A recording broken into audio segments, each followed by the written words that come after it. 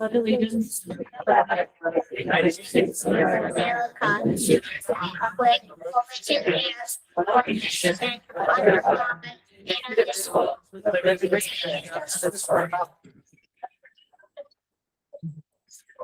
All right. As a first order of business, I would like to ask for an added agenda item. We'd like to move the East Windsor High School track replacement from new business for discussion to new business under vote, just in case we do need a potential vote on that this evening. So moved. Okay.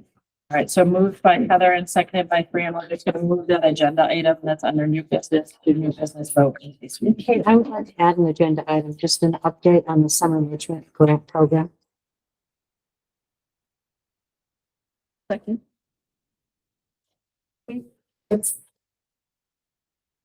for this first, and then we'll. Oh, yeah, can we vote on this one first? All right, so to vote on adding the agenda item about the track, moving it under. So may I have a vote on that? Sorry. All in favor? Aye. Any opposed? Okay, now go ahead, Betsy.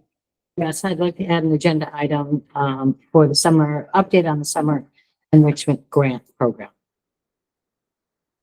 Do we want to say where? Yeah, we need this.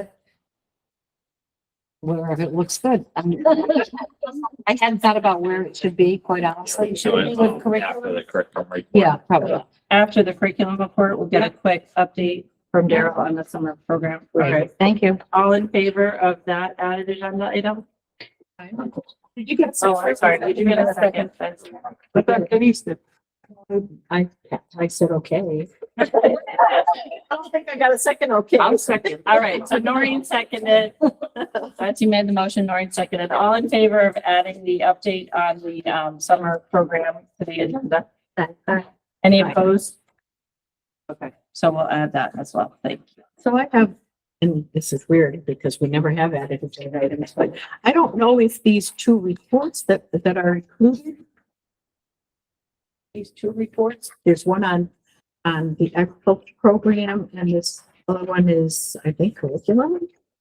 Curriculum is on the agenda already, and I think the other one is the high school report.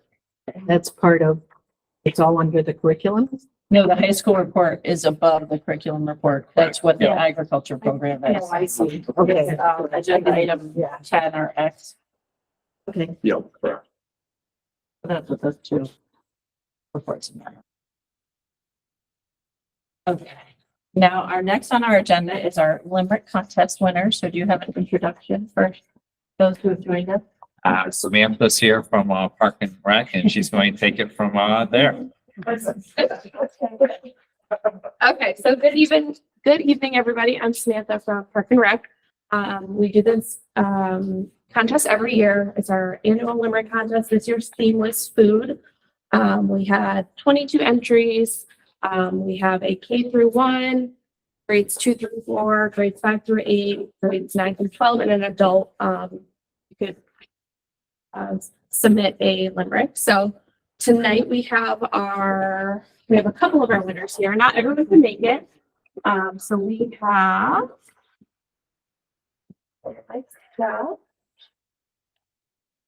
We have our K through 1 winner and we have our 2 through 4 winner.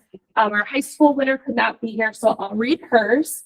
And I will leave the booklet of all of the entries if you guys want to peruse it. But like I said, our theme this year was food. Limerick is 5 lines. 1, 2, and 5 have to rhyme, and then 3 and 4 have to rhyme.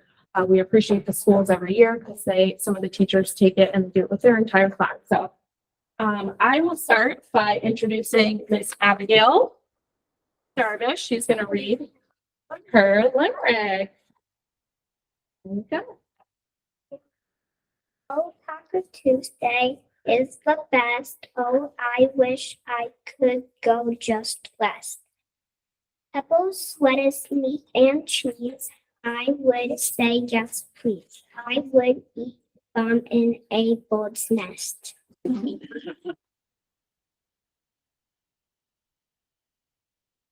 So this year, because our theme was food, normally we do Barnes and Noble gift cards, but this year we decided to do a local business So we're giving everyone gift cards to Frankie D's Bakery and the business.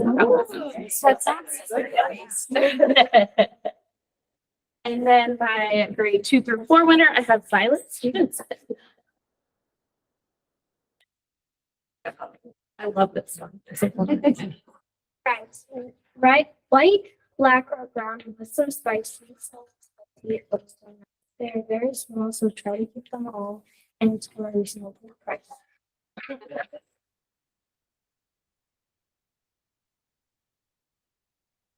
We did have a couple entries for our high school this year. Christina Tice could not be here, so I can read hers for her. Hers is meals all day. Have breakfast to start off the day, eat well or your body will pay, and break into lunch, just some, not a bunch. Be hungry, you have dinner okay.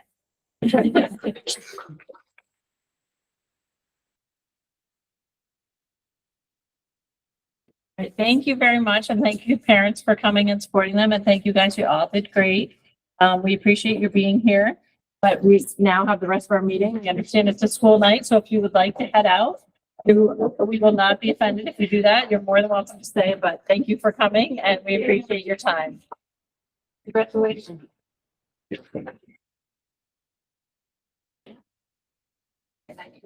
Thank you. All right, next on the agenda, we have our minutes from the March 13th regular meeting. I would entertain a motion for the minutes. Make a motion to the regular meeting minutes to March 13th, 2024. A second. All right, so motion made by Courtney, seconded by Heather. Does anybody have any discussion of the minutes? All right, all in favor? Aye. Any opposed? Next on the agenda, we have public participation. We do have this item on our agenda at the beginning and end of the meeting for a few minutes. If anybody in public would like to speak at this time.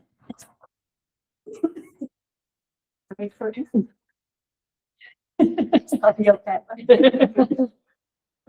All right, going once, yeah. Yeah, Keith Jagaloff from 25 Depot Street. I was disappointed by the Board of Finance vote this week. I was there at the meeting. I had hoped that they would have just sent it out to the public, let the public decide. It sounded like cuts were beyond. Like there were explanations for a teacher, there was attempted cut to make a teacher cut. I understand that, but there was no explanation for why to cut so deep. And I also thought cutting into your 2% piece, it really runs counter to the whole purpose of having that 2% piece, which is to incentivize you to the schools to save money and to accumulate some money for additional projects and to do more. So I thought it was a bad decision. And I thought that the voters should have had a right to be able to make a decision about the school budget. It was not an inordinately high budget to come in the first place. So I just wanted to thank the school staff for being there and the superintendent, and thank the Board of Education for the work that they did on getting the budget there. I think we need to do a better job educating Board of Finance about the need to do more for the schools and to, again, let the public decide what it wants to do with the budget, rather than just cutting deep and making that decision for the public before they had a chance to vote. I just want to share my opinion with you. Thank you. I appreciate that. Did you get his address or? did No, you go- if- before you leave, if you wouldn't mind, there's a sign-in sheet over there. If you could just put your name and address. Thank you.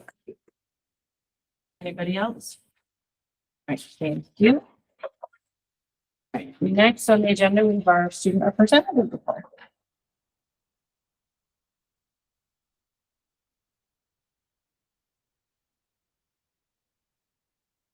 Broadbrook School, on March 25th, students enjoyed a performance of Dot, Dot, Dot from Nicole at TheaterWorks.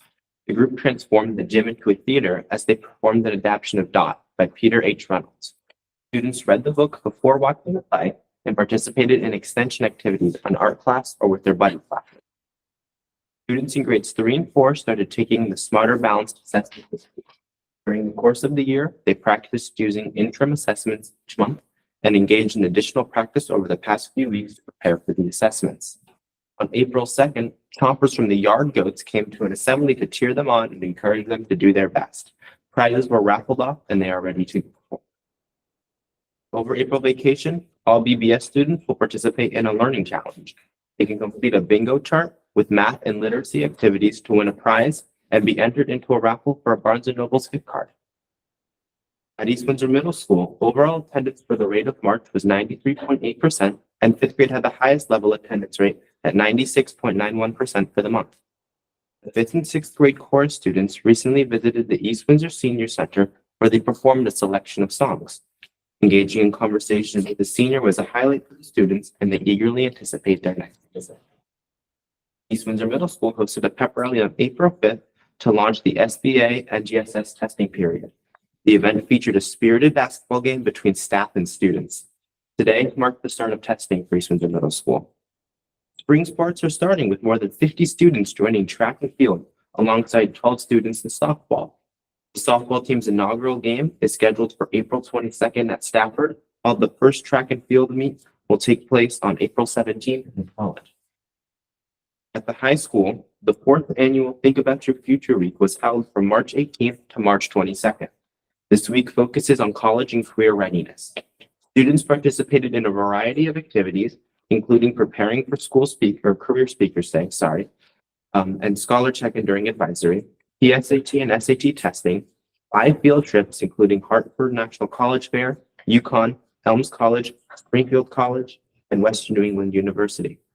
The senior exit interview and the scholar check-in day, where individual conferences with teachers were held with students with their Panther report and goals.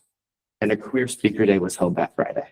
On Career Speaker Day, we hosted a diverse group of professionals, including a nurse, lawyer, electrician, marine biologist, photographer, hairstylist, engineer, physical therapist, and mechanic. Thank you to students and staff for making this week a success. The senior class is preparing for their last quarter of the year. The prom is April 26th at Villa Luisa from 6 to 10 p.m. and senior outing is at Brownstone on May 24th, and the banquet is May 31st at Merlot on the Water. The sophomore class raised almost $500 at the Red Robin fundraiser this month. The building committee and student government are working on planning their end-of-year engagement activities. The Leo Club is planning to beautify the courtyard on Earth Day after school. Members of the National Honor Society and Leo Club partnered with Habitat for Humanity for a construction project in Hartford. Students learned how to measure, cut, and install vinyl life-proof flooring, demonstrating their progress towards meeting our portrait of the graduate competencies. They are great problem solvers and critical thinkers, and they all worked very well together in teams that they typically would not work together in. The newspaper club has been up and running and published 3 editions of the Panther Press. Students look forward to each new edition. It's great to see students waiting for the paper and completing their activities at their lunch tables when the newest edition is released. The final day to purchase a yearbook is April 26th. Yearbooks are $70. The winter sports season was a successful one. Rashawn Williams was named an all-NCCC indoor track as he finished as the top runner in the 55-meter dash. Antonio Hernandez and the boys basketball team made it to the second round of the Division V boys basketball state tournament. Antonio had an outstanding student and was named all-NCCC. Finally, Bailey Winter and the girls basketball program had a great overall season. The girls team also made it to the second round of the Class S girls basketball state tournament, losing to Fulton High School. Bailey was named all-NCCC and was also named for Class S All-State. Go Panthers. All right. Next on the agenda, we do have the list of upcoming meetings and events.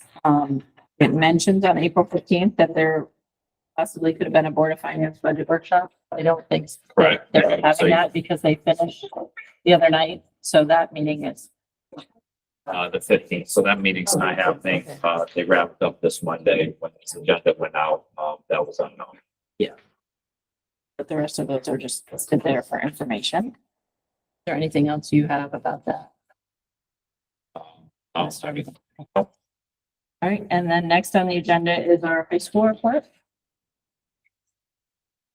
Go Panthers.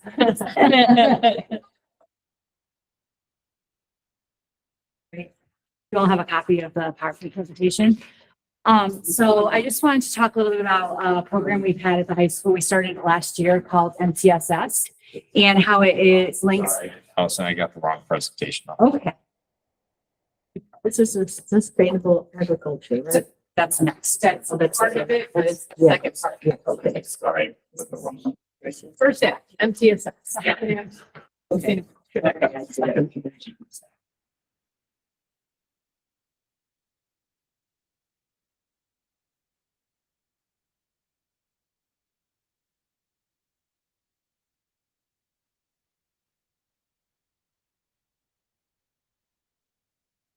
In Jeopardy. Classroom, see that. I'll wait till you're ready, I'll say. Hey, Danny, Mike says, am I on here? Because I'm wondering. No, you're not in the meeting right now. Oh, well, that would explain myself. Um, Just a moment for Zoom. yeah. Sorry. We went right from another meeting to this meeting, so didn't have time to set it.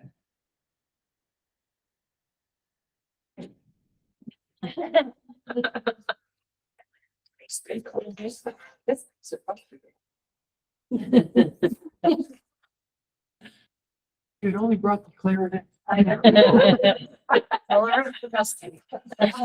Did you have a limerick to share? Probably just. You do a good math joke, though. All right. What I want to talk to you tonight about is MTSS, which is a program that I hopefully by the end of this presentation, you could see we're implementing at the high school. We're in year 2 of that, and hopefully you will be able to see at the end of this how it links to the portion of the graduate and the goals we have for the district. So next slide. So MTSS stands for Multi-Tiered Systems of Support.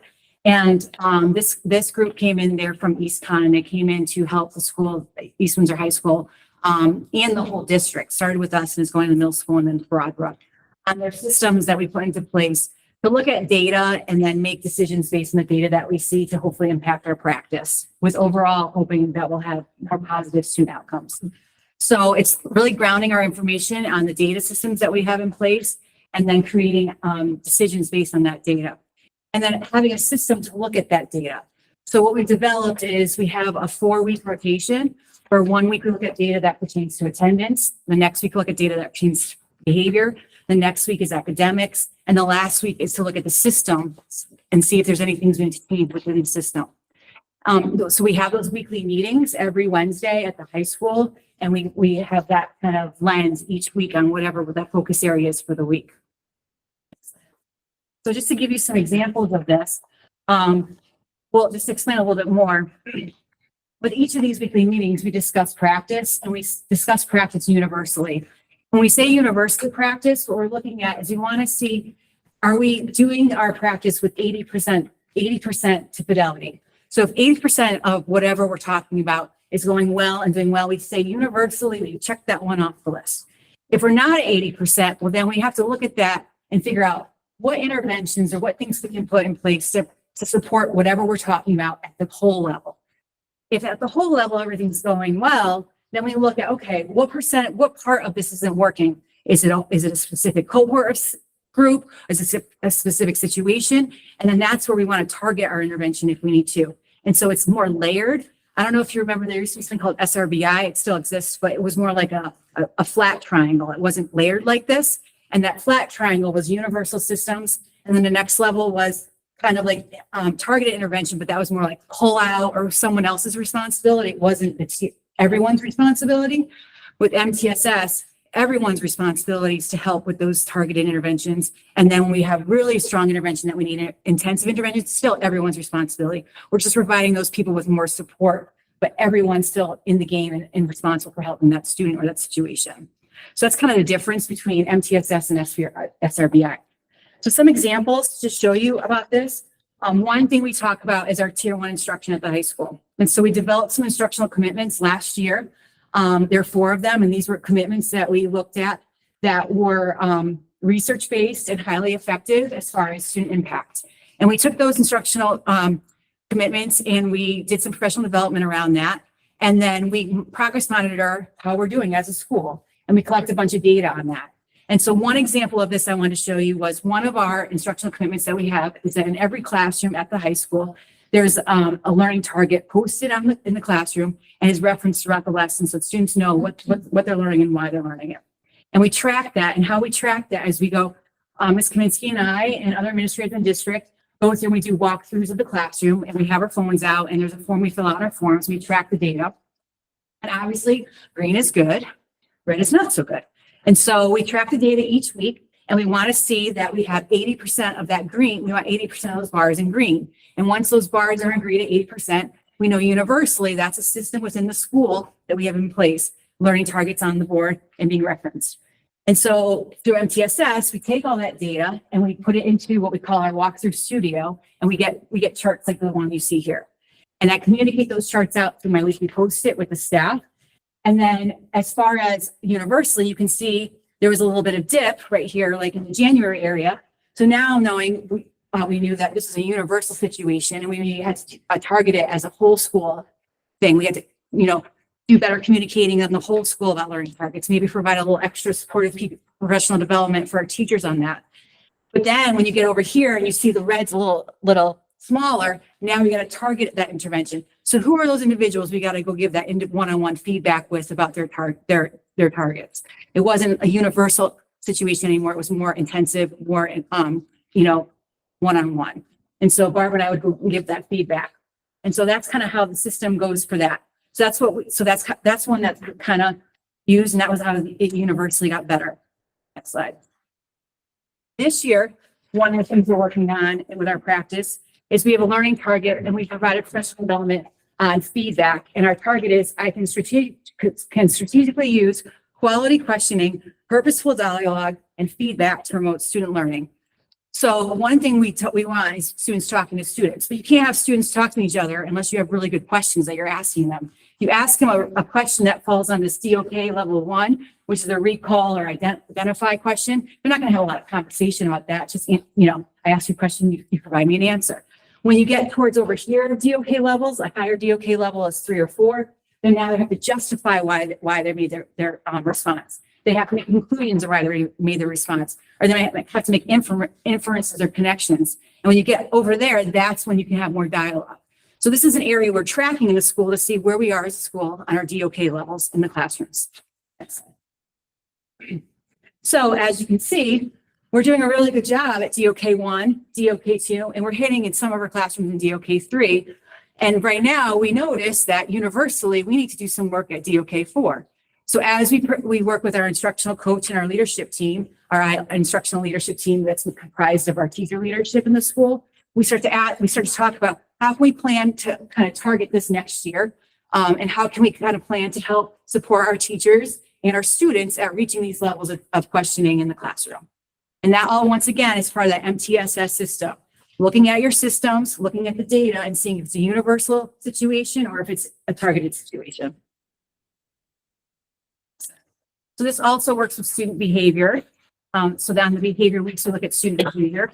And what we found in the student behavior is we found student behavior wasn't a tier one, it wasn't a universal situation in the school.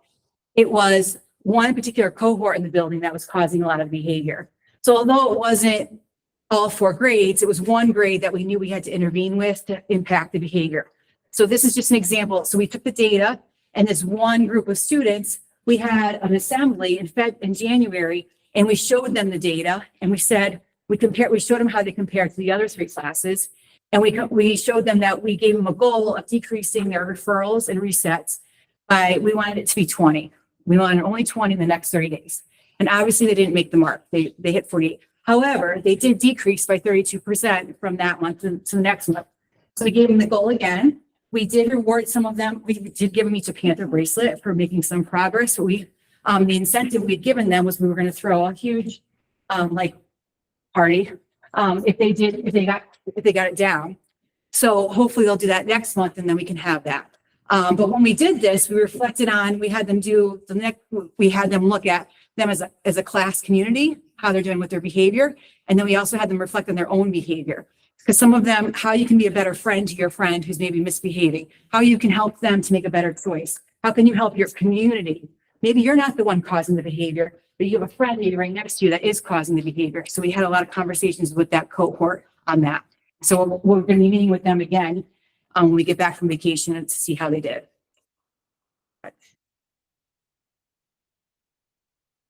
This also works with attendance. So on our week of attendance, we look at the same thing. So we look at the attendance data. Our goal is to have students be in class at school 90%. And you can see the 90% line is that line, that light line right there. And you can see each cohort where we stand in attendance. And so that we are noticing that this is a universal problem. Our attendance being at chronic attendance, we have about 30% of our population who's kind of on watch for being chronically absent. So that's above, 30% is above the 20% we want to intervene with. So that's a tier 1 universal problem. So what we did was we started doing more messaging around attendance in my weekly posts, my weekly communications to families. We started incentivizing attendance with, if you improve attendance, we have students come in and we do like donuts and hot chocolate, things like that. And so we tried to we do monthly raffles around attendance. So it's all kind of universally trying to get attendance to go up to where we want it to be. And then we want the students to reflect on their data. So I just brought this for you. Show and tell.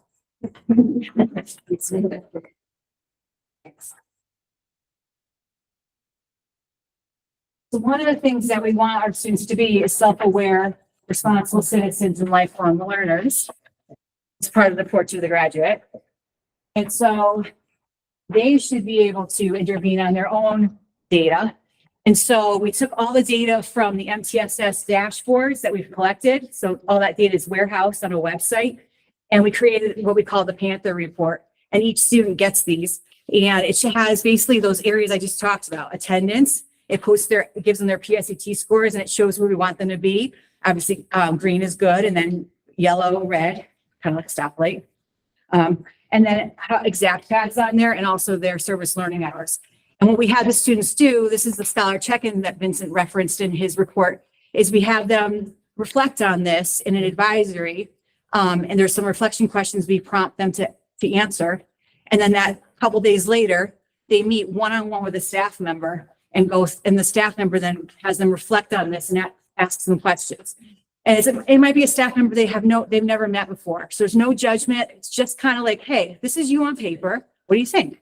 What are some changes you can do? What are some goals you can make to help improve your situation? Or what should you keep doing? If you are doing really well, what do you want to do to extend yourself and to have those kinds of conversations with the students? So this allows students to be self-aware and involved in all that data that we're collecting so that they can have it as well. So that's part that came out of the MTSS process. Yes. You said that they meet individually with a staff member. How often? We did it twice a year. Twice a year.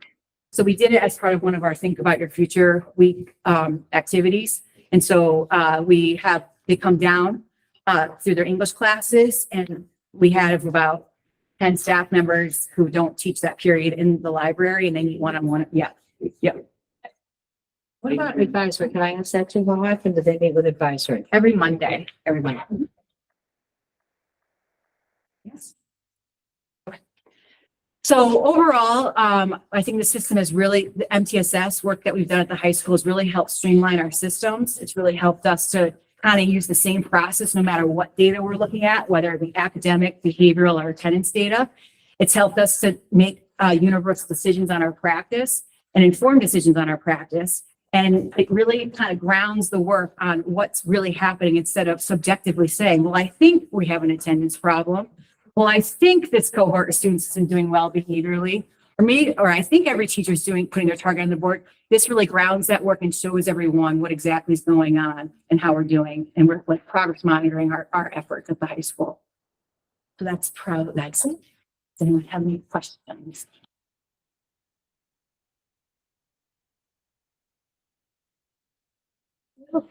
Yeah. So going back to the slides, five. It's tier 1 instruction. So how are you assessing this in the classroom? Is this also through the walkthroughs? Yeah, so there's we have what we call like a look for form. And we show that to the teachers prior, like we do the professional development, the teachers see what's on that form. So they know exactly like what we're looking for. Okay. And then, when we go through, we just, yes or no. Or so for the okay, we just say, is there evidence of it? Yes. Is there not evidence? No.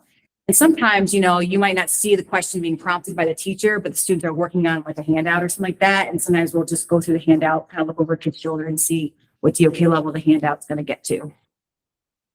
How often do those walkthroughs occur for each teacher? For each class, I can try to do 10 a week.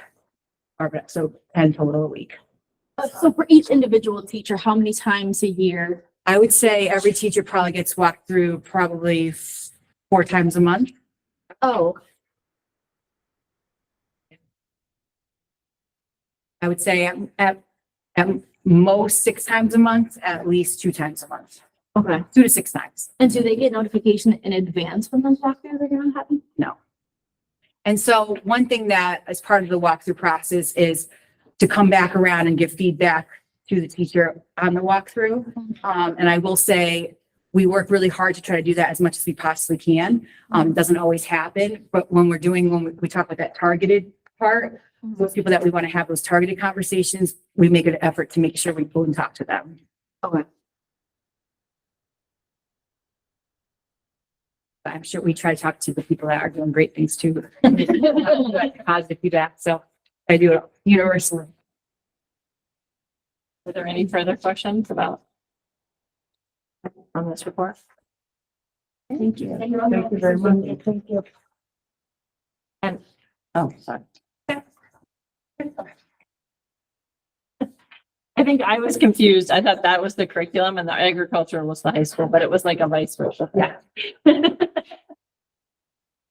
Theme, high school themes.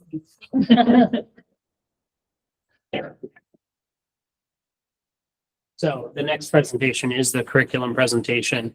And as you all know, we bring a number of courses each year that we've been attempting to add to our rotation here in the district.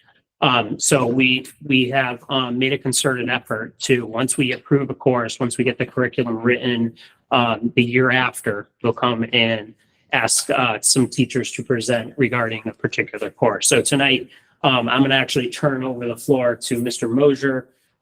We installed the sustainable agriculture course at the high school. I know as you were walking through the high school, some of you have commented on the structure that was kind of partially built out in the quad, if you will. But it all has to do with the sustainable agriculture course. Mike, you want to come up and get that? All right, hi, everybody. Good evening. It's a little weird that I don't have my clicker like I do in my classroom. That's okay. So I don't know if you guys, I know you guys have heard about it, probably from Daryl in the past that we proposed this sustainable agriculture class as a way of trying to get the students they get their hands dirty, get them some opportunities that they might not necessarily have unless they have a family member who might have a garden or something like that. And they just different opportunities than what they get from just sitting in the classroom. So what we're doing, the whole goal of the course is to increase, be just one of the multiple classes that we've added this year as options for electives for students. Focus on providing options that are high interest for students. I know, for this farm class, a lot of the kids were like, what when I was kind of trying to pump it up last year, they're like, what are you going to be doing? I'm like, oh, we're going to be planting tomatoes. We're going to be growing stuff. We're going to then hand it over to like the culinary class. And they're going to cook some stuff. And they were like, oh, cool, I want to try that. So, just trying to get kids interested. Providing teachers with the tools that they need in terms of, like the culinary class having the opportunity to give us like a request for ingredients for something that they're cooking, and then we can kind of fill that package and that sort of thing. And then we also, as I was writing curriculum, we've aligned the instructional practices to provide hands-on multiple opportunities for our students at all different levels. All of that wraps itself into the portrait of the graduate. We're trying to create a whole functioning human being, that can go out in society and do what they need to do. And be complex thinkers and, just be successful after they leave East Windsor schools. So, oh, sorry, go ahead. How many students ended up enrolling this year? Currently 24. And what I was told from guidance was that they had to turn students away because there wasn't enough seats in my classroom to be able to fill it. And then, all the other classes were filled. And because it was the first time, everybody was kind of surprised that many students signed up for it or were willing to look into it. Is it taught all year or is it a semester? It's currently, it's only a semester course. I did talk to guidance, asking them if it is a potential to have like a fall half and a spring, make it a 2 half-year classes. I don't know if we're going to have the numbers for that or if the scheduling is going to work or anything like that, but I think it would be cool if the kids in the spring plant stuff and then have it ready for the kids in the fall. And then, they kind of jump right into it. But I mean, it all depends on numbers and all of that. It's great. 24 is great. Yeah, I thought so. I think. I've got to grab some chairs from another room.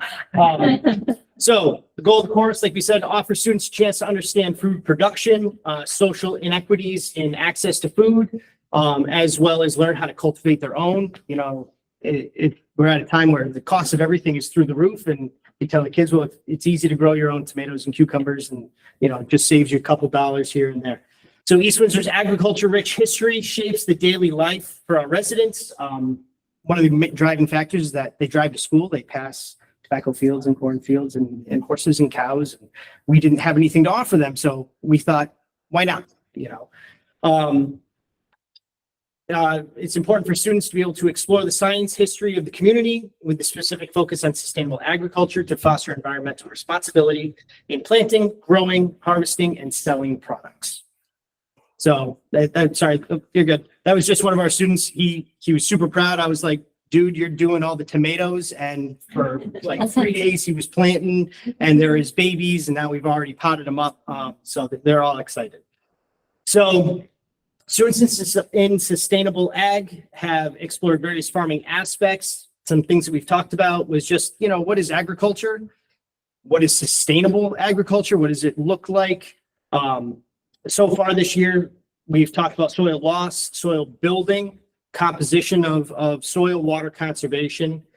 Pretty soon, so right now, we're actually talking about the hydroponic section. The students are building their own mini hydroponic systems that they've researched, and then they're going to design and build. We're starting that tomorrow. Activities that we've had already, the second day of class, I wanted them to get their hands in the dirt as soon as possible, so they planted microgreens, and in 10 days, they were able to harvest and taste it.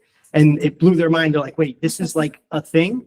So they were super excited about that. We've also, as you can see here, we started seeding outdoor crops. We have a whole bunch of starts that are in the courtyard. We have out there, we got beans and peas and radishes and spinach and all that sort of stuff started. So they've been very excited to see just in a couple weeks time, there's growth, like something's happening. So actually the planned field trips, we actually had a field trip today to the field trials. With the state soil scientist from the Yukon Extension. It was super fun. It was his suggestion to go to the field trials because it was right down the street and we looked at all the different soil types. The kids were digging holes. I did send Patrick, I'm having a hard time getting the pictures that I took today. I sent it. Okay. If you want them on there, let me know when. Yep, yeah. Sure. Yeah, throw them on now if you don't mind. So we went to the field trials. It's 0.8 miles down the street from the high school. So the kids they were like, oh, we're going on a field trip. And then they're like, we're here. They're like, we thought we were going somewhere, but they loved it. So we started, What order, Mike? No, it actually works. It's pretty early. So this is Skip from Yukon Extension, and these are 22 to 24 students. And we were talking just about, the glacial sediment and wind erosion that causes all like the contours, the land. So you can just kind of, and I'll just kind of keep talking as we go. So they were digging some holes. They were doing some pH soil testing. which was cool. I'd never even done it like that. So I was in there too, all excited. We dug holes up on a hill in this really wet area and then a kind of place in between. And, we were asking the students lots of questions, myself and Kip. And, they were like, oh, so when it's higher, the water travel, and that's why it's wet. And they were just really excited about it, kind of seeing things, that they'd never seen before. And then at the end, we went on a little nature hike when we were waiting for the bus, and I caught him a snake and a tadpole, and they were all like, "Wait, what?" So it was fun. I enjoyed it. All the kids got on the bus. They were like, "Mr. Mosher, that was an awesome field trip," and I didn't know how it went. No, this being the first class, I don't know what's going on, So knowing that this field trip went over really well, I think I'm gonna, start implementing that in the future.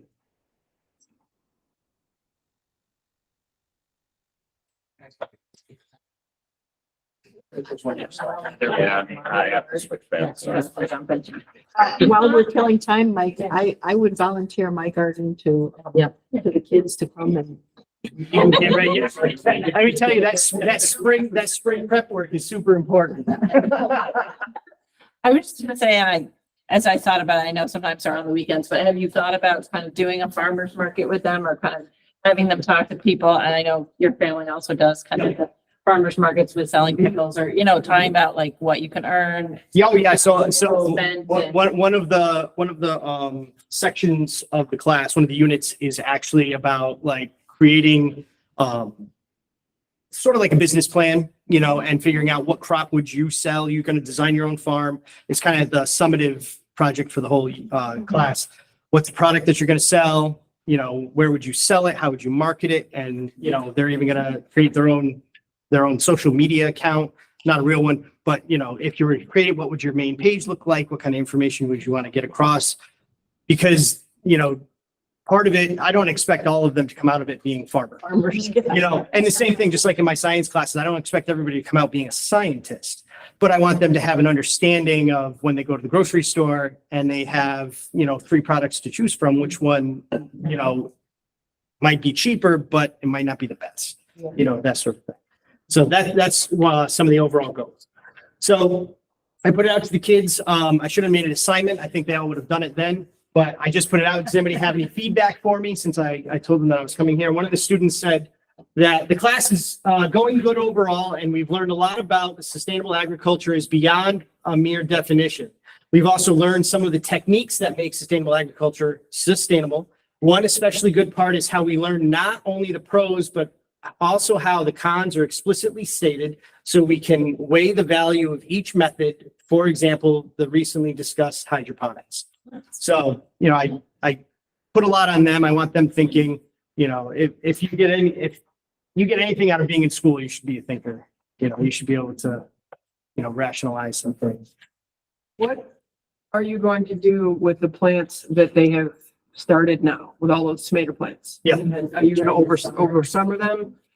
Yeah. So my goal is, through the grant, I invested in some overhead irrigation as well as some drip irrigation. I kind of pulling on some of, because I own my own farm, pulling on some of my own, knowledge that we can set up an irrigation system, and then they'll grow with minimal maintenance, and I could have like work days or something like that to have some kids come in. And I know a lot of the kids that are taking the class now would be willing to pop in, and we can harvest it. We could donate it. I've had, stuff like, oh, it's not. I had some lettuce in my class that a student, 2 years ago was doing as an independent study. So for part of it, I had her harvest it, and then she sold it to the teachers, and then she took that money and bought some supplies to keep the hydroponic systems going this year. So some of you guys might know that was Rebecca Sine. I think it was 2 years ago. Yeah. So she was learning the process of growing it and then taking it and reinvesting it to then keep it going. So yeah. Oh, sorry. Yeah. So this is some of the hydroponic lettuce that I have growing currently in my classroom. And the kids are amazed when they're like, "Can you eat that?" And I just kind of like pop off a leaf and I'm like, "You can just eat like stuff?" And I'm like, "Yeah, that's how it is." So yeah. So does anybody have any questions for me or? Would you consider giving students like community service or service learning hours if they did this during the summer? I don't see why not. I think it's a great use for it. Yeah, so I'm just gonna add on, I think this is a perfect example of some of the courses that have been introduced over the last few years. I think, Mike deserves, a large amount of credit because this is not a simple task, but, and Mike referenced it during the presentation, to be able to link the sustainable agriculture with the foods courses. Hopefully, eventually, once we get some of the business courses really operational, we've talked about having the students go from the sustainable agriculture to the culinary classes, to the business classes, and learning kind of each of those steps. So, that's when we talk about the pathways that we talked about the curriculum council last week. Like, these are the things that will help those courses come together. And if I was someone, as a student in high school who wanted to go into business, this would help. You have several courses that start to gain an understanding of how the business side of things might work. So these are the courses, but again, I think a lot of kudos to Mike. He helped me write the grant. He had a vision of what really was needed for the course. And obviously through the grant and your support, this is the stuff that comes to fruition. So it's So the really, evaluations probably would indicate when you do an evaluation at the end, that students want to continue, which would be really important data, right? They want more. That's a good one. I mean, we'd also know by the request for the course too, because they would have to put their course requests in for next year as well. So that's another thing that they're, actually. What grade levels can take this? 11th and 12th grade. And I think like if a student has taken the class and really like it, it would be very feasible to have them do some sort of independent study to kind of take the, the next step on their own, to have a project, and maybe they're, going to market, I don't know, poinsettias or, something like that. And we can kind of figure out a way to, get them to continue that investigation. And one last question. Is this actually in the courtyard? Yep. Oh, that's awesome. Oh, it is. So that's in the courtyard. That was part of the grant. We built that last year. The kids finished putting on the end walls this year. Oh, that was, and- that was the messy stuff. Yes. Yes, yeah, because we got it delivered and, I could have gone out and built it, but like, I wanted the kids to, go through the process and that sort of thing. Permit? You don't need to for green. I was joking. April Fool's joke. So you want my address? Just a thought, I don't know, if you want to do some kind of a fundraiser, you could like start tomato starts, $5 a piece, you would buy a tomato from high school. So that was part of, I think that's part of like the larger picture would be, to get to a point where the business class would do the advertising. We would do, the starts, and then we would have a Saturday pickup or something like that. They would come and, people pre-order, and we could do, a lot of different starts, not just, but like, we could even do flowers and, that sort of thing. Or if a student wants to do an independent study of tulips, we could order tulips and then they can be picking them, a couple weeks ago, and then they could be marketing them and selling them and that sort of thing. So there's so many different avenues and things like that. Name a tomato, then you watch it grow, and then it's yours. Thank you. Yes, very thank much. Thank you guys for giving me A the lot of possibilities, I think, for expansion. If you guys have any ideas, shoot them my way. Thank you. All right, cool. yes, Thank you, guys. Nope, never. And then I think we added the update on the summer program. Yeah, so, any questions that you might have, I can give you a few updates.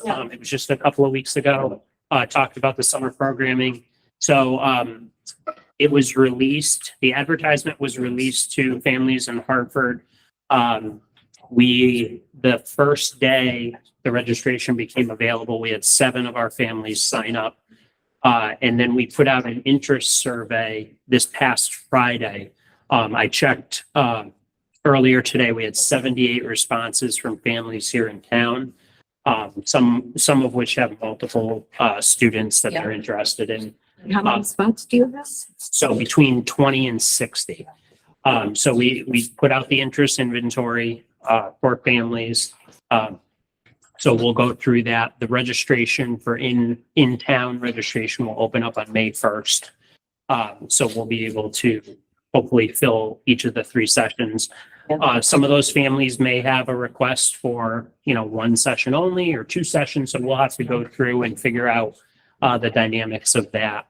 But we're currently in the process of, because now we have some semblance of a roster or potential roster. So we have a particular age range that we can focus on. So within the next couple of days, we'll be placing orders. We've done a lot of research prior for a science programming.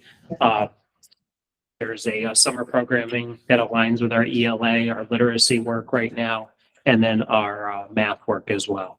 So we're just in the middle, there's a lot of kind of balls in the air right now, but it's moving along pretty well. That's great. So they did they did like East Windsor application. Do they have to do another application for the state? So it's just your application. It's That's only it. And ours. then you're sending the data. Yep. It's just for kids going into K to 4? So because leaving 4th grade cannot do it. Okay, yeah, going into, yes. So you said you got 68 on the survey? No, today, what did I say 68 or 78? 78, yeah. 78, okay, so And that's a family, so they could have multiple correct. students within that family. So, is there a plan for if you get all of these people want to do this for the whole time, how you're going to decide who gets to go and who doesn't get to go? Yeah, Who it was- can't fill the seats? So when we advertised, it was first come, first serve. Okay. So, Yeah, it doesn't mean that all 78 want all 6 weeks too, though. So, I mean, the hope would be that like you might have like works out. I mean, I'm sure it won't work out perfectly, but 2020. Also, Yeah. It may, you might be surprised that we don't have space. we very well could be that we don't have the space. But I mean, So it's first come, first served, irregardless of any services that are already identified or anything like that. correct. First Yep. come.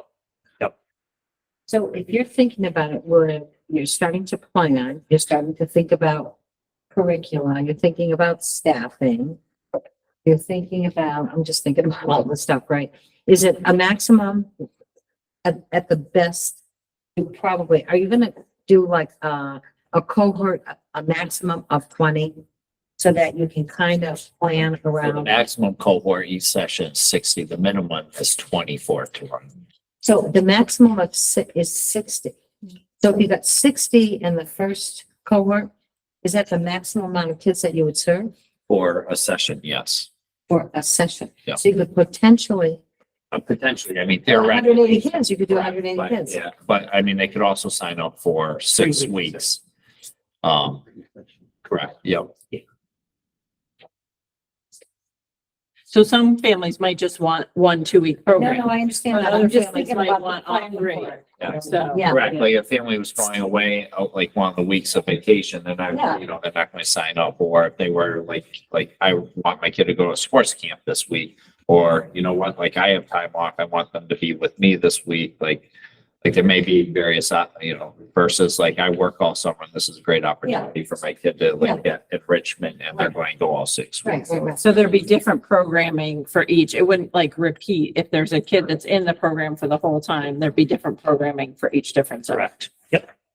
And you're thinking a maximum of 60 per cohort. I believe it. I'm just thinking. It has to be, the grant was written. Yeah, Yes, so it you has to can, be. just in front, in terms of staff and everything else. too. Correct. Yep. Okay. That's great. Congratulations. Thank you. Yeah, absolutely. So, I mean, I'll provide more updates when I have them. Okay. Certainly. But yeah, feel free to ask me. And it was through, how did you advertise? So it's funny, I just responded to an email today from Craig.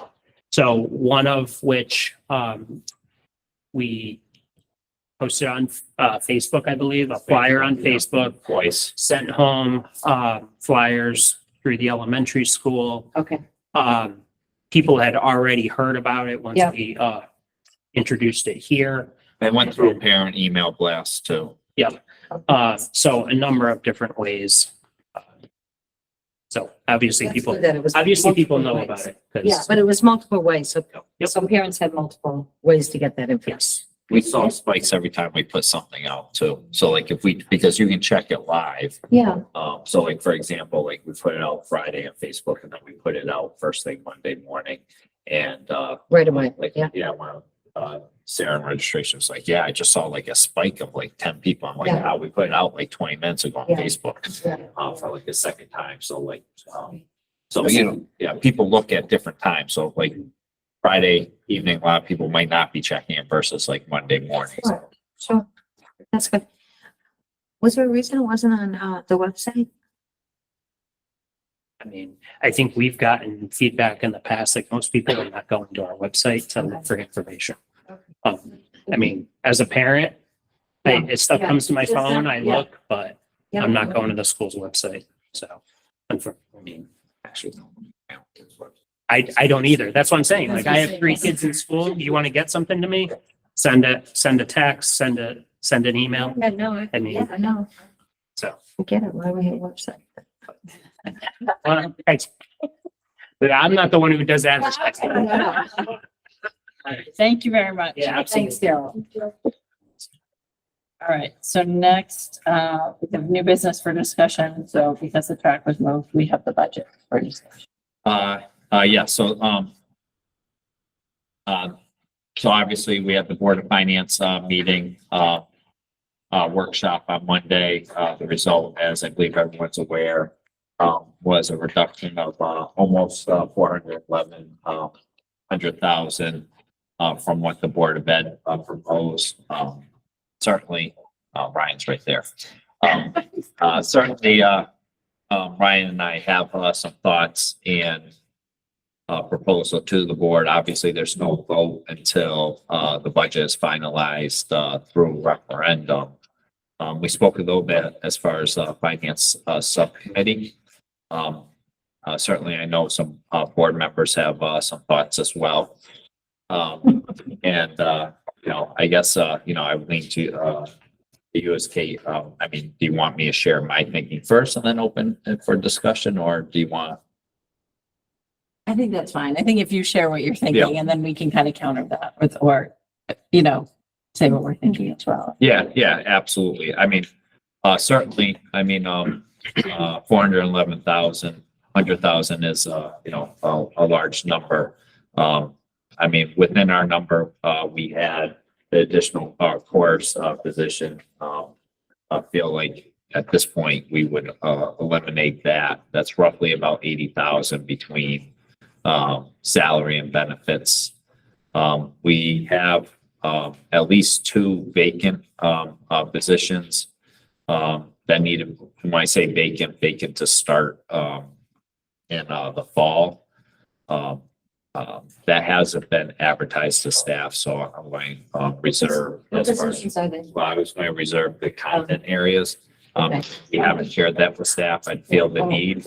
But they, because they haven't announced that they're leaving their positions. Oh, okay. I see. We're aware. I'm sorry, we just, It is. there's tissue. I just had a little water. Sorry.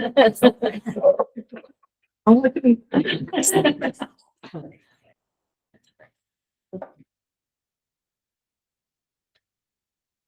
So the thought would be we would reduce by another staff, a high school teacher. It would might draw some challenges as far as scheduling, but you know, we feel like we'll get creative and you know, it would have some impact.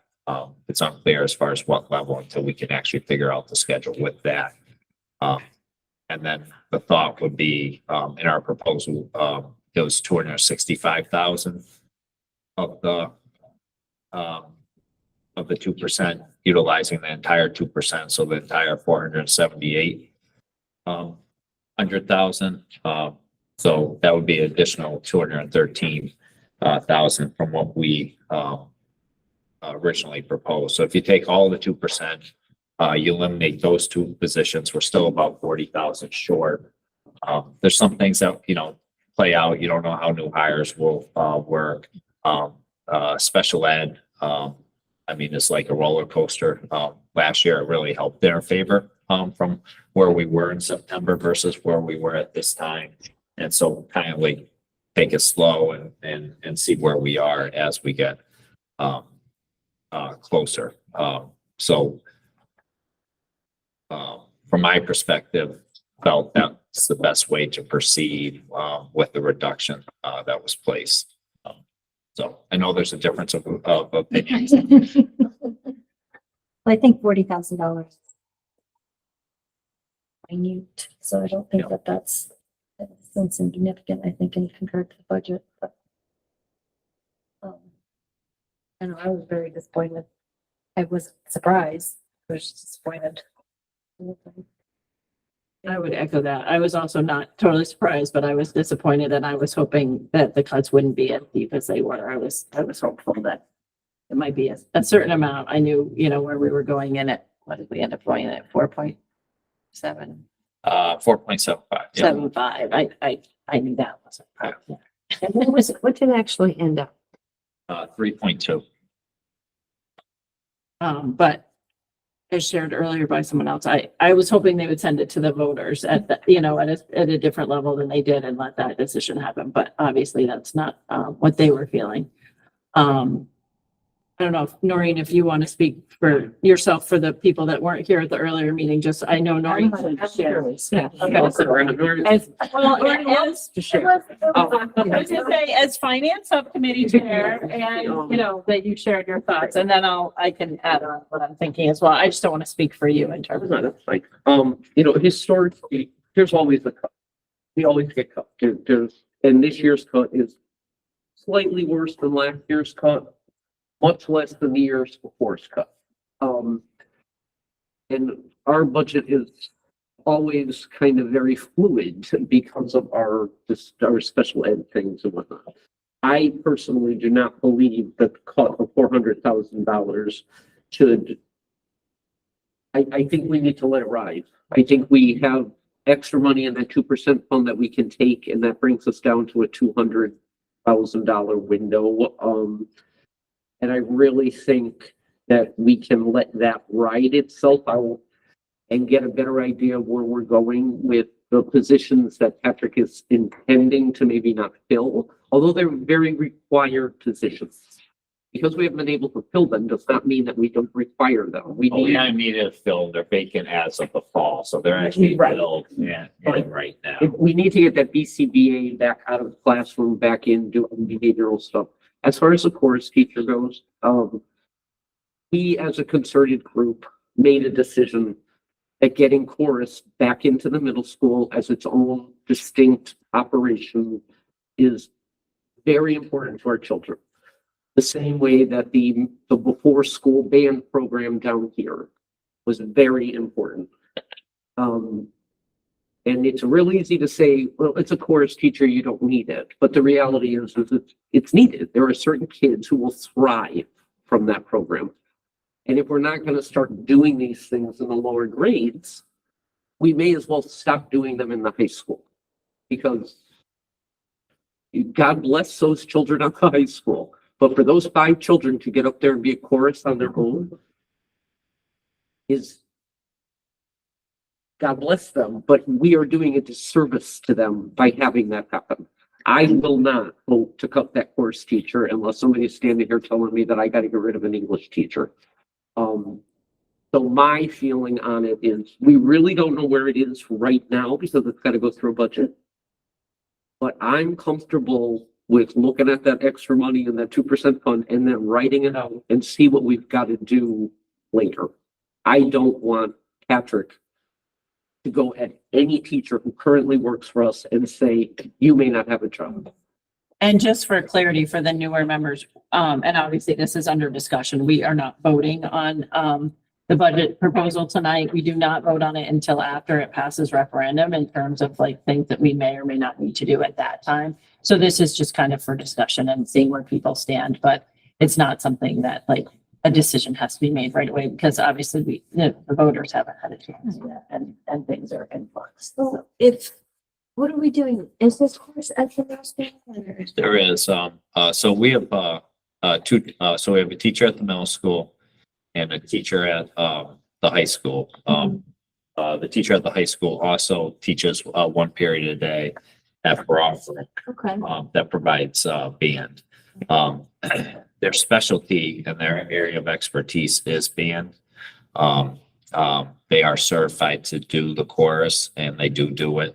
But their time and energy is really spent more on the band, so it minimizes, I mean, they're doing essentially the minimum to allow us to provide, so it is an option. It is being provided, but like at a minimum. And So the if you other take thing, that job away from them, are you replacing it with, so say you. You're basically hire a course increasing teacher, you're increasing their capacity to provide band. So I can More tell you, band. yeah. yes. So I can So- tell you at one point when I was in the school district, there was two music teachers at both.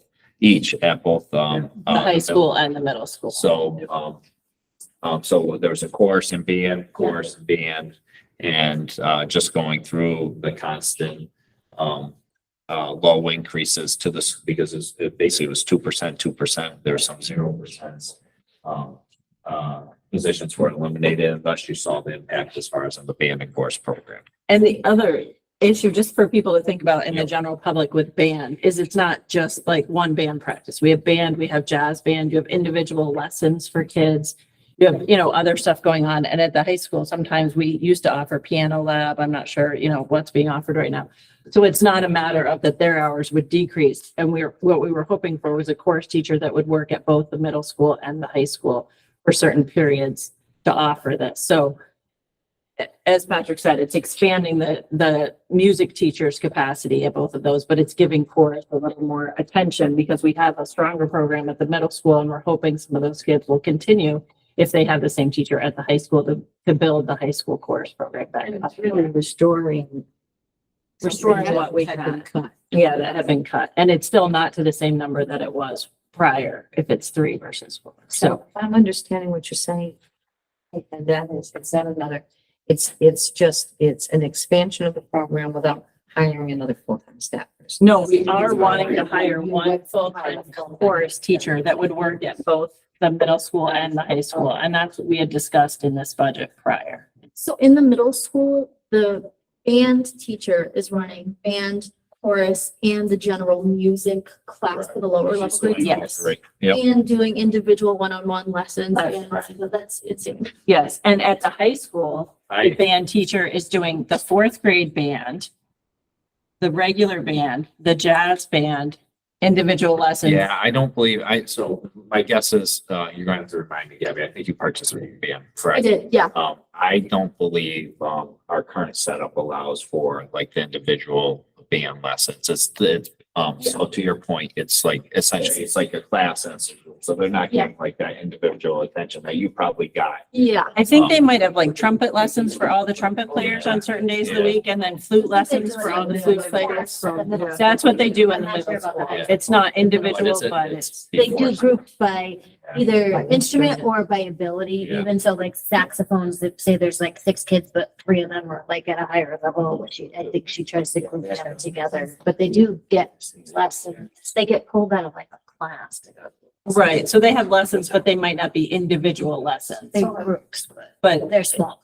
yeah, small groups, either like Carrie was saying by instrument or by, level of what they're doing. I think when I was there, it used to be individual. I'm pretty sure they're. But that would make more sense because there was a full band teacher that And had a the full chorus capacity teacher. to do that. And then the chorus teacher would also run the music class, so that was more feasible for them to kind of split those responsibilities. So Betsy, it was, if you think about it, as full-time, it was 4 with 2, a band and a chorus at the middle school and a band and a chorus at the high school. And right now it's just 2 Doing everything. doing everything. And they're both more band focused. They both got their degrees more on a band side than a chorus side. So we had discussed. Like, I just don't know, so I'm not very negative or anything, but how much time, like, does a chorus teacher like need per how many kids are actually signing? Well, up? that's why we're saying they could do both the middle and the high school at this point, because the chorus high school Is the is chorus small. offered by grade level or it's No. all together?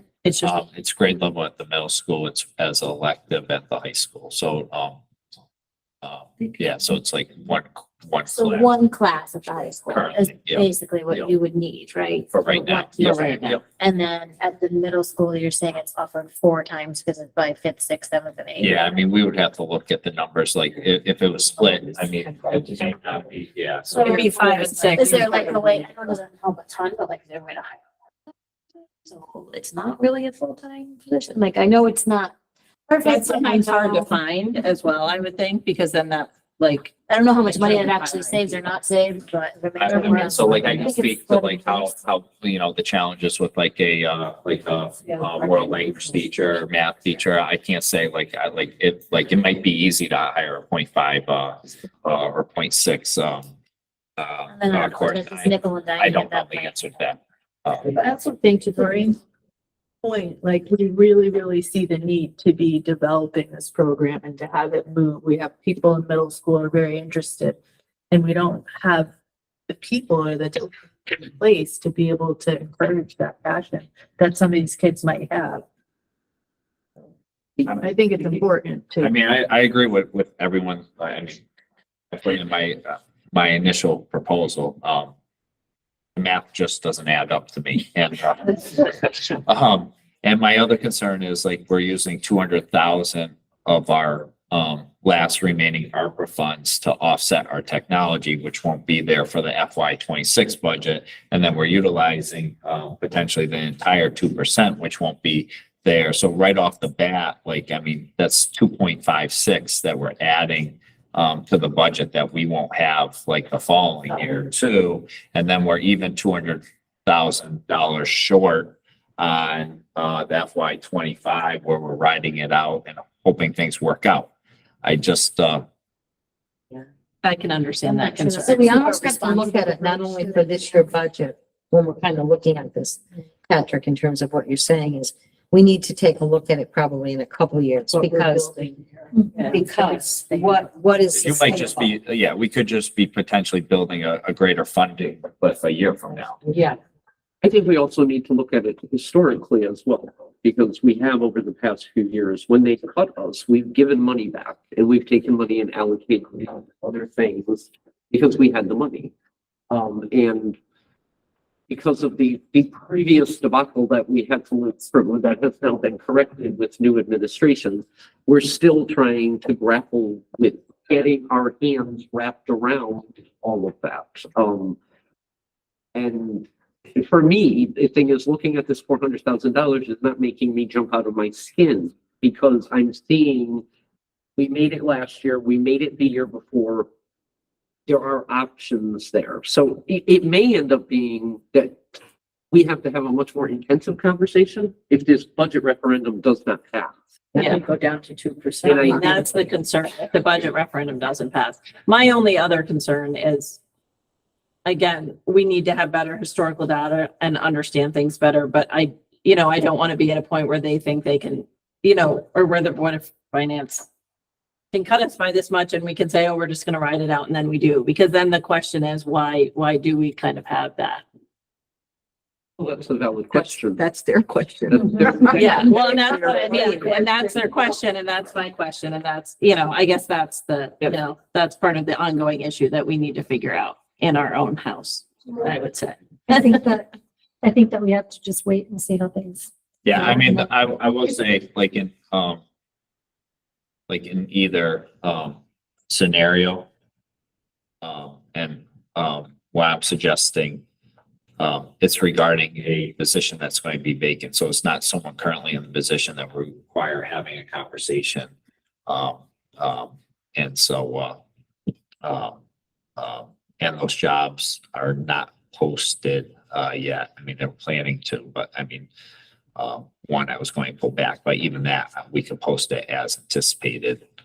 But is that a critical job, Um, an essential job? so both of them, yes. So I don't know what that means. If we're, I'm not happy about eliminating staff that are critical to Student learning. Yeah. student learning. I just agree with you. I'm agreeing with Noreen. I get it that, we don't want to be put in a spot that next year or we feel like we need to lay off people because the Board of Finance won't give us an added appropriation if we need one. But as we've said, we've spent a lot of time talking about all of this, deliberating about this, and it's not for us. It's not because we want to spend money or whatever. It's just because the kids that live in this town are entitled to this type of an education. And I don't want to, the cost of throwing them on a bus to go to a crack school or a magnet school, they're on the bus for an hour, they go there and they get the same thing they can get here. If we spend, if we're given the money to do the job right. And I mean, it's galling to go and have someone tell you that without even just putting it to the vote, put it to the vote and then tell me that you have to cut me. Yeah. But to just walk in the door year after year and get chopped because you think, well, gee, did you go through this process? And it's a large budget. It's going to fluctuate. You're not going to end the year on the dollar. It's not going to happen. And the other thing I would say in terms of you bringing up the technology, at one point we were going for added sorry, I'm not thinking. Appropriations for technology. We had a 3-year technology plan where we told people we were going to need to go for added appropriations for laptops and those types of things. So if we come back to that point where we're saying, we need to replace grades this and this year and this next year, and we're going to have to do it that way, then maybe that's an option that we have to do in 2 years or, Did we get it when we went there? Yeah, we did. So if that's how we have to, if it's that much. So of a- I'm thinking about that kind of stuff. Right? There was a plan in place. Yeah. The town gave the money for the laptops and then it was supposed to be, to come back in 2 years to do the next round of them. But we had to go and vote on it. We had a town meeting and Yeah. voted on it. And then so the previous debacle, that just kind of fell off the table. Right, and there was, and I think it may have been the previous debacle, but during COVID, I think too, and because we changed with IT, I think we didn't need, things changed in when we needed Yeah, so refreshments. I mean, since we've made the switch to Suzer. Suzer, our IT costs have significantly decreased. It doesn't look like that when you look at the budget department, but that's because you may recall, the budget lines were, they were all over the place. You had your own technology department, but then you had technology lines at each of the 3 schools. You had some technology lines in district-wide. It was in 4 or 5 different places. Now it's all in one place. So I know the number kind of stands out, but it actually is A savings. it is. And one of the things we did and working with Suzer back when they requested those added appropriations, where you utilizing a more expensive laptop. We went down to a less expensive, and what that allowed us to do is have a yearly replacement plan within our existing budget. So I think when originally they did the added appropriation, we have 1,100 kids, they were essentially we're getting 1,100 laptops every 3 to 5 years. Now, that's not the plan we do. We basically, it's 3 grade levels and it's the same 3 grade levels every year. So, Danny, any chance you know those grade levels? What are the? Yes, it's 3, 7, and 10. Thank you. So essentially the kids get their laptop. Do they get them in kindergarten or first grade to start? They can, I think Kindergarten. So basically they have that same laptop for 3 years because that's a lifetime. And then they get the next one when they're in 3rd grade and then same. So that's why those grades are strategically, and that, and doing it that way costs approximately, I want to say, the big bulk of the 200,000. That the 200,000 is the laptops and a little bit more, but it's the bulk of that cost. And we initially bought for certain grades, so we didn't buy like laptops for the whole high school at once. We like bought for certain grades at the middle school and the high school, I think. Yeah, and this then this as they plan go. budgetary is much more feasible and it's actually strategic because it's more planned where it was just Yeah. like, we're going to get as many as we can and we're going to give it to like the highest priority. Yeah. Where this is more strategic and planned out. But if that's something, within that strategy that we need to go and ask for an added appropriation to support our technology But needs. didn't we prepay this year's, didn't we prepay it like in? The last 2 years, we have prepaid it using. Well, that's what I'm saying, but So we're doing okay is the thing. we're using grant money. Yeah, that grant money is Prepaying it, and it's not expiring. gonna be Yeah, so there. That's why I'm yeah, so saying we- there's gonna be a We've used the ARP ESSER money to prepay. No, it wasn't like end of the year money prepaying. It was ARP ESSER money. Which won't be around again. Right. So Patrick, are there any, I'm just trying to think of different things. So there's a contract Yep. and you're very satisfied and it's a contract for what, 4 years? Is that what? No, it's a yearly contract. It's a yearly Yep. contract. Okay. Is there anything else as far as like external contracts, right? That we're not locked into, that are not, so I'm not thinking teacher position. Is there anything that we can think about there? In terms of? I mean, I don't. Probably, it might not be enough money, but I'm just thinking about that. No, nothing that's like reoccurring. That's like, you're like, this is nice to have, but we don't need it. Like, I mean, you need technology. So, Right, but I'm like, talking yeah, about consultants. Yeah. All right, so I know that you've talked a lot about building capacity Yep. of staff and I applaud you for that, right? So we have a few consultants, right? Yep. On staff. Are we at a point where we could pull back on some of the consultants? Because staffing is now kind of, you know what I mean? They've been. I will say, so not to, shut things down, but just in terms of, we have our math goals and our literacy goals and certain supports in there that we put in through the district. And I think, we have to trust Patrick as a superintendent to kind of, to look at the I mean, budget. it's, yeah. I mean, it's a good question and, it's just like everything else, like the board of finance has like essentially competing priorities and respect that they have difficult decisions. Right. I mean, those decisions get handed down to us where we have competing priorities and you have to like kind of say, well, we need them both, but like which one Right. has greater weight? I would say that, I believe almost all, or the bulk of any like consultant work is honestly in grants, that can't be transferred Okay, over. that was my question. I just wanted to use any ones that, Daryl might, I don't, Most of the consultants we have operate through grants. yeah, so. And like the other thing I would say. but is teachers could be on grants too. It could be, but one of the things, I mean, anytime, and I think this has been brought up in years past when I presented my budget. Yeah. And I don't know who specifically asked you've asked me and say like, Daryl, where is the professional development? Where are, Yes, of course. so things Yes. of that nature. Yes. So this is an opportunity to provide professional development to the teachers Yeah. and our instructional coaches. And I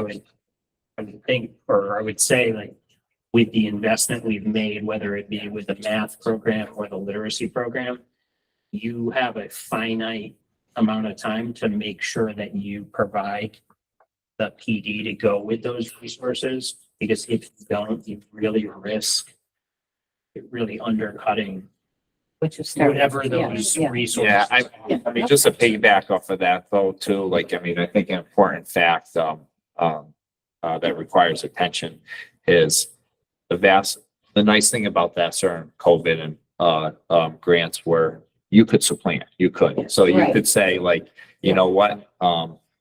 We've always had a reading teacher. It's been locally funded right now, to help our budget a little bit. We're going to put this person in, and you could.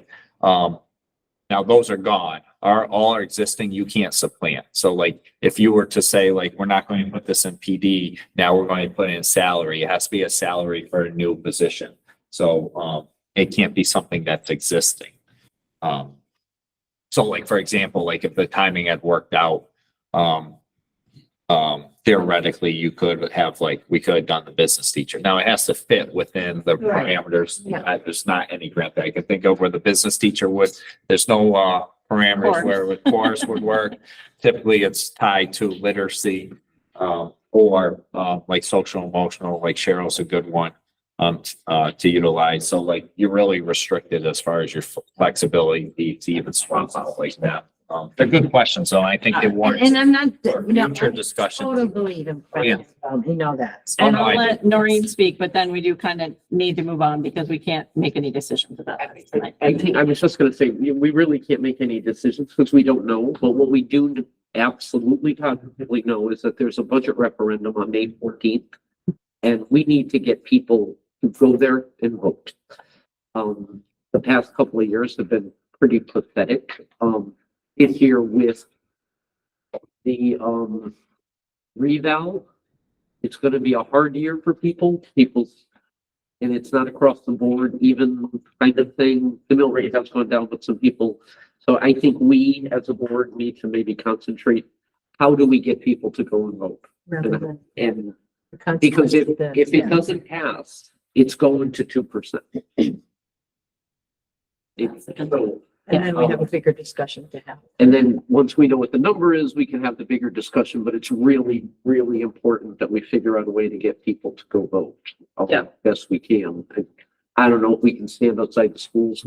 I know we have our issues with promoting anything, but I think we should. I had done that before one year. I stood outside in the parking lot. Well, you're allowed to tell, and ask Asking people people to to go vote. vote. You just can't say like, Yeah. you can't say vote like how to vote, but you can, Can you not say like support our schools or like, If you're in the parking lot, well, not there, but like in general now, like when we're promoting it, like as a Board of Ed member. not as a board you of ed can't, member. But I'm a parent and I'm on the Board of Ed. Am I allowed to put, say, like on Facebook, like, hey, let's come support our school system? It has to be all personal, so you can't do it like from like your like Board of Ed laptop. It can't be like while you're at a Board of Ed But on my meeting phone, or it's like representing personal yourself. stuff, and you're Yeah, just yourself, not Yeah. the- Yeah. I could put like as a parent. Yeah. As a parent. And all the athletic stuff that you have. Yeah. All right. And it's important for both sides. It's important for us and the town side that the vote is Robust. as robust as possible with yes. Can we put something on the high school side? We have in the past, so we did last year as well. I mean, it just so happens, by coincidence that we do have our, author's day, at Brockbrook on the day of referendum, so parents will be in the parking lot, across the street. Smart. Coincidence. Maybe. All right. So thank you, everybody, for your input and discussion. I appreciate that. All right. So next up, we have new business for a vote. Do you want to talk about the surplus really quick first? Yeah. Okay. So really, quickly, we're going to discuss the surplus, items which are in the packet. But it's just non-instructional surplus materials for disposal or destruction. Yeah, I And can they speak, need to- yeah, I can speak a little bit. I mean, like, Allison spoke to like the number of walkthroughs. I do a number of walkthroughs. Sarah does a number of walkthroughs. Certainly through the pandemic and COVID, we inherited more necessary furniture for social distancing. We have a number of items that are completely outdated. It's time to disregard them. They're taking up space within some of our rooms. So one of the things I asked our building administrators is do an inventory, and we need to clean out space. And then we also met as an administrative team and said, like, so for example, one of the schools wanted to discard kidney tables. They said, what type of condition? They're pretty good. We'd love to have the kidney tables. So there are some collaborations as far as like keeping something. So it wasn't like the other buildings haven't seen this. So we went through a process. It was due as administrative team in February so that we could start to do the work and discard it during the summer. Just back. Motion approving. What are we gonna do with those? What is wrong? We usually put it to the town to see if they want any of it. Typically, they don't for good reason. And then we discard it. Yeah. What are the drafting tables? I just make a motion, Yes. Yeah, that's fine. make a motion to either dispose of or disposal or destruction of the non-instructional supply surplus material as presented on page 16 of our board pack. All right, a motion has been made by Noreen and seconded by, I'm sorry, Denise. All in favor? Any opposed? All right, motion passes. All right, and next, under new business for a vote, we had moved the East Windsor High School track replacement for discussion and potential. Yeah, if I could speak to this, because I don't know if all board members are aware. So I want to say it was last Wednesday, or last Tuesday. We received notice.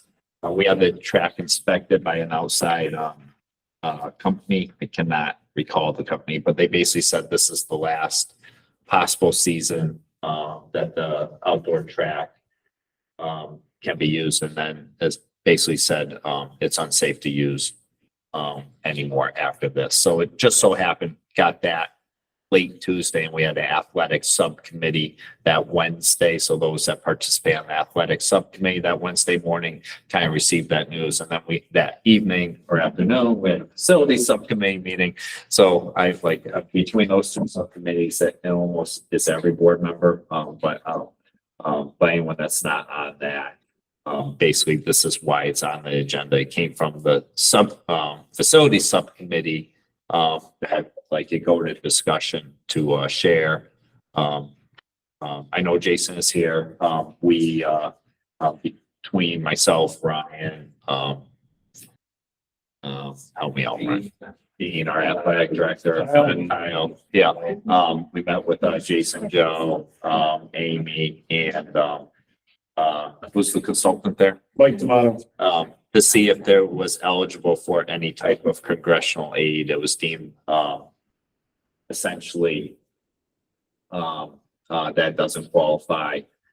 Certainly, we're working to get quotes. We don't have a physical quote. We have a verbal quote. That was 500,000. Dean has been working with Joe Sauerhofer as far as researching area schools. Ellington just had one done. It was a similar job. Someone from the state bid. It was 600,000. So the estimate cost of replacement is 500 to 600,000. We do have approximately 120,000 that was allocated for the engineer designs. That would be an offsetting cost because if it's just replacement. What's been explained to me is that you don't need an engineered design because it's already designed. You're just replacing what's existing. If you were changing it from 6 to 8 lanes, then that would require or if you were just changing any of the facilities around it. But if you're just doing a replacement, what you have, engineered designs essentially are not needed. So from those subcommittees, it was put on this agenda for discussion. And then I know the request came forward to put it towards vote with my understanding of kind of a sense of urgency to get it done so that the work is done in time for next spring. Because obviously you have to secure the funding and it's about 2 to 3 months as far as replacement. So that's kind of where we are. And I know originally it was up for discussion. Some have had time to process and I'm sure some are receiving this information for the first time. So I'll defer to you, Kate, as far as where you want to go from there. Sorry. No, that's okay. I guess and I'm not sure, I wasn't actually able to make the facilities or the sports one, so I'm not sure exactly what was athletic subcommittee, so I'm not sure exactly what was discussed, but part of what we discussed earlier was just in terms of the timing. As you said, it takes a few months to replace it. We need to secure the funding. And even though we might not need it until the spring track season next year, we have to think about weather and we have to think about the fall soccer season if the track is being repaired during the fall. So it would honestly, I think it would be better to have it repaired during the summer if that's at all possible, depending on timing and if it can get fixed, because I don't think it can be done during the winter with the weather, and we don't want it interrupting our soccer season either, even if we don't use the track in the fall. So that was partly why we felt this was, kind of a timing issue and something that we need to consider if we want to go to the Board of Finance and ask for an added appropriation for this money.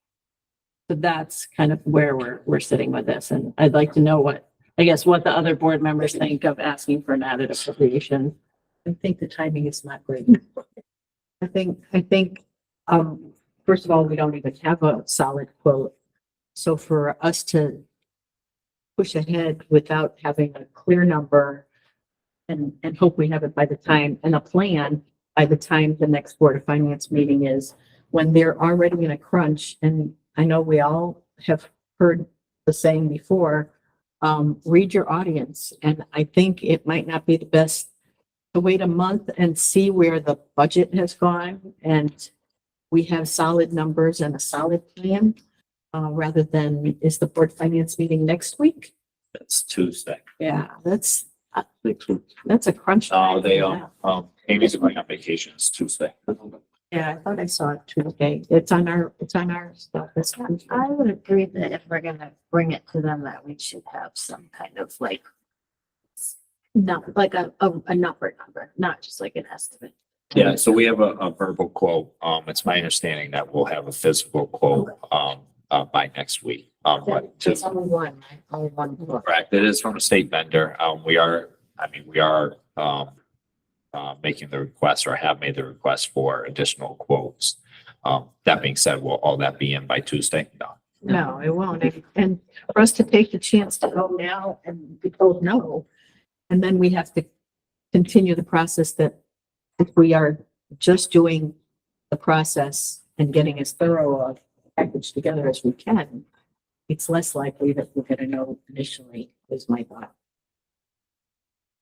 Do you think the timing is a little just? Yeah, they just let us know. They did, although at the same time, numerous occasions, they said that we should come to them for money. Yeah, for but appropriations. not necessarily for that, you know. But I feel like this is something that we've asked in the past for funding and it hasn't. When did we ever ask for funding? For- Sorry. I don't. Oh, okay. Yeah, that I don't. I think been it's on the general- list for Is 20 it years. realistic that you might have a written estimate before? Oh, we've been told we'll have one by next week. By next week? Yeah, now whether it's Monday, Tuesday, Wednesday, or like Friday. Yeah, Why is it so on fire for next week and not for 3 weeks from now? The Board of Finance is going to be meeting constantly for a while. Well, can I ask, do we typically go with one quote or? no, we would still secure. I mean, my understanding was we were looking for a quote to put a dollar amount on the request. That's my understanding in the And then we conversations. could still theoretically go at the bid and get other quotes if we had that. We'd have to. Yeah, so it's not like the one quote is the be all end all, that's just to get the estimate. The only concern that I have, and I agree with your point about right now, reading your audience. The only concern that I can see is just the compound of money. Like if I know it's a couple weeks, but, I'm concerned with when we can do it. Kids playing soccer. I don't want to see two sports being affected by this. How many kids do track? It's 50. I talked to Mr. Masters. It's 50 kids. And how many right now are at the middle 50 school? are on track, right? that- I think There's like over our reports at 50 at the middle school too. And I mean, granted, they don't all come down, and it's probably an we average. had like at least 20 come between the meet this Tuesday and then a practice last Friday. And then That indoor was just track. eighth graders that came. Yeah, just the eighth graders. And then when there's indoor track, we usually run them, as long as it's not public reason, we run outside too on the track. And I feel like the quality of our track is abysmal compared to any other school we've been to. It's like we have, running shoes called spikes.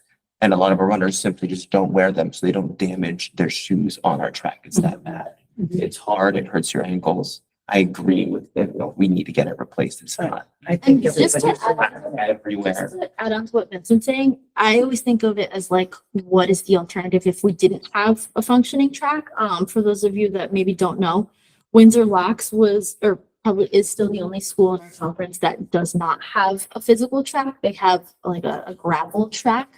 And then just going there for meets, like just hearing the parents' comments, like, you know, for us athletes, it's a totally different feel. It feels more dangerous when you're running, especially for certain events, like if you're hurdling on gravel, like that's, you know, it's a concern. So I can't even imagine for us to have to downgrade as a town, especially when we're putting so much effort into building our run programs at the middle school to, you know, for that to have to be the long-term consequence for us to either just not have a track or to go to something like a gravel track. Like I would be thoroughly disappointed as. Yeah, I mean, just to be completely candid, superintendent schools, I'm embarrassed by our track. I mean, I think we all are. I don't think it's a matter of timing. want. No, and I just want to make sure, like, I want to make sure that we do it in a time manner that one, we're likely to get something from them. But number two, that we don't run into, okay, well, where are the kids going to go and play soccer? Are we going to have to deal with asking to play at Scout Hall or trying to figure out where else they can play because they can't usually play there? How are we, now we're going to have to bus them. But Now maybe there's that's- more costs. Maybe that's part of a plan that we Right. should be talking about as we're So if we talking can't about do getting this will be the, so for me, like, I'm thinking of these things and not pushing it off too long. And I think I know now is not a good time, but it's kind of one of those things where I don't anticipate that there will be a good time. And that's my With the concern, too. referendum vote being next month, you know, I think a lot of community members will maybe be aggravated by the outcomes of the referendum. And, you know, this is going to push well into June probably. So it's like at that point. I mean, if we had to push this to the next meeting and then vote to then get it to the Board of Finance in May, but I kind of agree with Gabby. I feel like there's not really going to be a good time, but what were you going to say, Noreen? I know you had your hands A raised. couple of things. I mean, this all came to light exactly 1 week ago. Last week. I was at two meetings last Wednesday, one in the morning at the athletic meeting where this got told to me. And then we had a facilities meeting exactly 7 days ago. And we went from, oh, we're gonna need a track. And with all due respect to everybody who's involved with this, we've gone from, we're gonna need a track to a week later saying we need a track right this minute. We've had $110,000 sitting around for over a year that nobody went and did anything about getting a track. Well, that money's been sitting there. And I get we need a track. I am all for a track. I think every Personally, I think that I might want a bigger track, depending on if that remains our high school. And to spend $500,000 on something that we're not even sure if that's the amount is. And again, I want a track and I want it done as quickly as we can, but we need, like Denise said, read the room. We need to figure out, people are very busy right now trying to get through the end of this year to see where money is funneling out, how much money is going to be left. Is there going to be anything? Was there something towards me, Kate? that you just- No, I was just saying that would mean it wouldn't be this summer, but I think you're right. If we did just find out about it a week ago. Right. And so, and again, I'm not saying we don't need a track, but I think we need to put the brakes on a little bit. There's a lot more to it. We have to go through the Board of Selectmen to the Board of Finance. This is going to be a building project, a building committee project, because it's a building project in the town of East Windsor. It requires 3 bids. Right. Yeah. There's That's no what I was getting saying. around. Not just- It yeah. requires 3 written bids.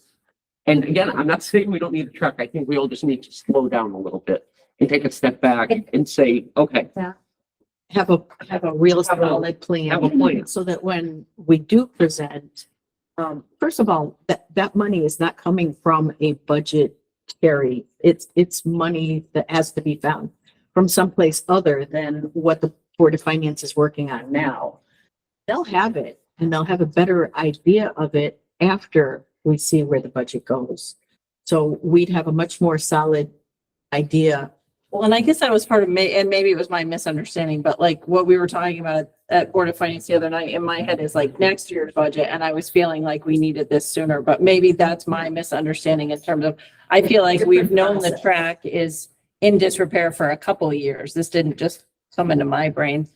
You know, but maybe, yeah, maybe I was misunderstanding in terms of, I feel like we have tried to fund it before and Yeah. not. I think we knew it was gonna come soon, Yeah. because I think like the writing's been on the wall. From my perspective is I always think about the students that leave us and go somewhere else. This is a huge population of kids. My concern is are losing kids because of a sport. And parents will do that, and I respect them for doing that. I want to make sure that we provide the best for our kids here, and I think that sometimes we as a town do a disservice with kids. Sometimes they don't necessarily, not kids specifically, but the schools we have don't necessarily come first, and we've seen that.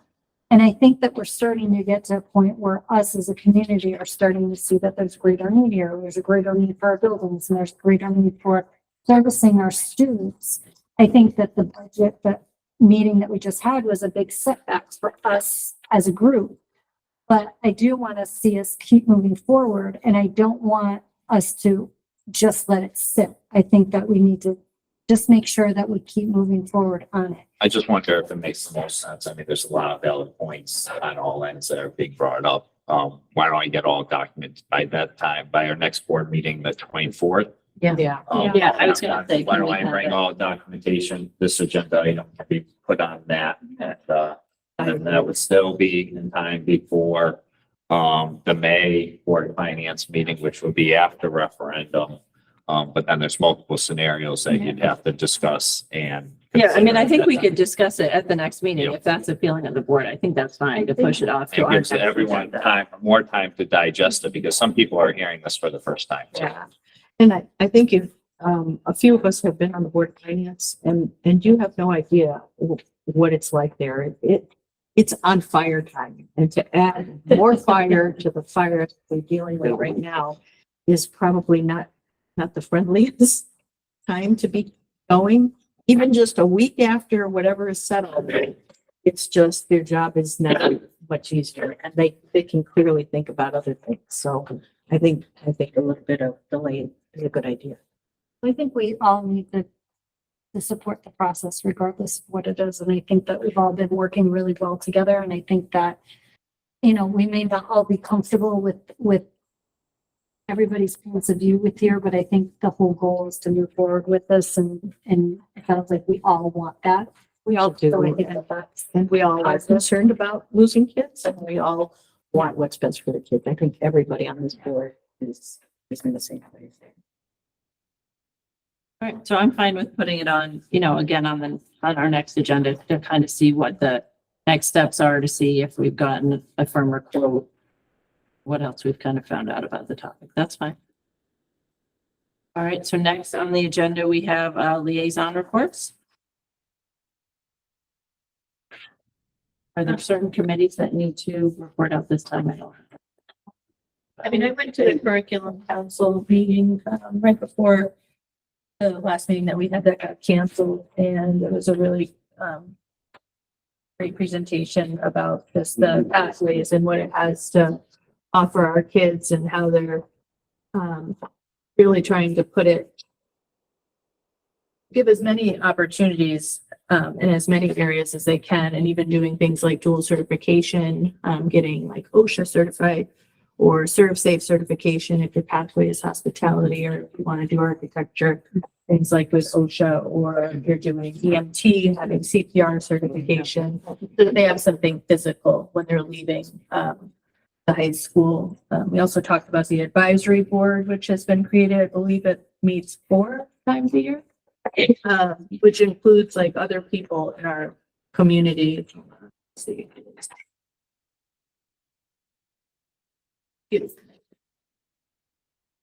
People from town, which I thought was really As cool. far as businesses. Yeah, like for example, we have Colin Briggs, Putnam Long Meadow Country Club, Mike Treadwell with IDEW, LI Printing, Windsor Federal, David Mosier's business. All of these communities have come together to just create different opportunities for our kids. Yeah, please. Thanks, Courtney. Good. We're doing finance next meeting. We decided that the athletic group. We met last Wednesday. You heard about the track. Melissa Maltesi joined us. And it was Dean and Patrick and Justin. There was a survey sent out surveying elementary school and middle school. People got a really good response within a very short window of time. I think it was 4 days, Patrick, right? It was. And there were over 130 responses. And then Justin has broke it down for us into activity versus grade level and school level. And the decision was made to start looking into possibly getting some kind of feeder program going here at the Broadbrook School for I think we're focusing on soccer first. But to see if some kind of after school activity. So because the bodies are here, the fields are out there, like a skills building thing. So Melissa was going to reach out to some of her people that she knows to get us some prices. So I think that covered what we did. Curriculum, and our last curriculum meeting, we went over section 4, and yeah, or policy. What did I- You said curriculum. Sorry, policy. It is. And then we've got the second half of the packet. But you know what? I don't know when our next meeting is, and I don't see it on our upcoming meetings. Are we waiting till May? For, The 24th. Oh. Okay. And I need to put my glasses. All right, April 24th. So I'll see you guys then. The facilities also met last week, and you heard about the track. We also are working on a survey for the administrators to just kind of get their ideas on what they feel is the most important things for our buildings. Patrick is helping arrange having some school visits during the summer. So we'll be working with that as well. Our next meeting is from last week. First Wednesday. First Wednesday? Yeah. Can I jump on something there? Because Denise just made my brain open up. Oh, boy. Patrick was arranging for us to have tours this summer. And I was thinking about that and I realized that I know this school pretty well because I'm in this building. But I don't know the high school and the middle school so much when there are bodies in it. I've seen it empty. And I'm wondering, Patrick, if there's a way to go to those two schools during the daytime when there are people there so that I can get an idea of the capacity of them, how do things flow? Because the whole issue with this is the size of those schools being too big, and I don't know that. So I'd like to be able to go see those before we go see other people's buildings to have a comparison as to what we are compared to what these newer schools are. Yeah, we could definitely do that. I guess my question is, how many board members would like to be part of that so that we, I would love to, I haven't been through a lot of schools in a while. Yeah. While there's activity going on and see what the, yeah. No, Have lunch with me? Maybe not. it's really very hard to Lunch is envision. still the same. Yeah. You know, like they're saying our high school is a So big. humongous beast of a building. well, I think the fact that they're saying that even the middle school is Yeah. They're saying about the middle school too? they are. And I think that I would start with the middle school just to put it in a clear perspective. And then I would go to the high school because I'll tell you, there is space in, not to the extent they're talking about from my perspective, but there is space in the high school. But it'd be, it'd be a hard find to find open space. Or Yeah, that and it's it would not be occupied urged at the middle. to the middle school. Because they're looking for a detailed tour of going. Oh, no, We we- could kind of be there for a few hours to see. Yeah, I mean, it wouldn't take that long because I mean, like, if you go into like fifth grade, like, all the classrooms are the same size, class size is about the same. So you really just need to go into one to see what it would be like in all four. Same thing, like if you hit all the grade levels, so specials, all the, specials can fluctuate, so you might have to hit the individual specials. Yep, lunch wave would be really good, so like, you know, the timing of it would be around, lunch wave, but I don't think you could do it easily within an hour. And I would say, I also don't really understand how they say our middle school is as wrong sized as that report seemed to say. I get some of it on the high school. I think you've talked about why it's not as Yep. egregious in the high school because we do have different programs they didn't take into account. But the middle school does confuse me a little bit in terms of, because I feel like we do use most of our space at the middle school end. But to Noreen's point, if we, I want to say if they we would go to reduce the preschool. size. Yeah, and see them first. No, I agree. Yeah, versus the newer. Like, South Windsor School and they're using half the Yeah, size. so they would reduce it. Yeah. Would it be just, how many is too disruptive Um, to do it? Like, you know, I'm just kind of thinking about disruptive of the school. I mean, honestly, if like, say the entire board want to do it, we might just take one administrator and take three. So like you went, we went, I just, yeah. So basically, we went take 9 people into. Yeah, that's what Yeah, we would take, like, we'd just split it up, take three. Yeah. Or do two different dates for half of each or something. You know what I mean? Do different times. for- Yep. Yeah. I mean, Vincent was mentioning like this, I mean, he can speak a little bit, I mean, it's been a while, but the space at the middle school. I mean, there's not a third, 30, the room for 33%. You know, classrooms are filled. There's, you know, walking space, there's band room, stage. Like, I don't understand where they take out the space.